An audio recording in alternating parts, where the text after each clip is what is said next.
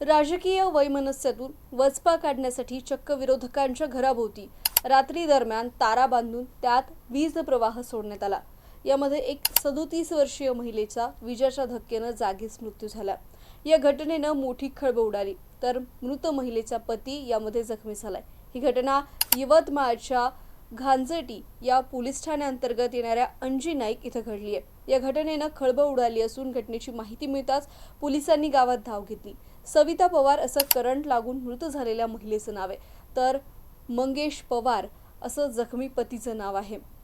मिळालेली अधिक माहिती अशी आहे की घराला करंट लागून जीवे मारण्याचा कट रचल्याचा आरोप मृतकाच्या काका दत्ता पवार यांनी केलाय।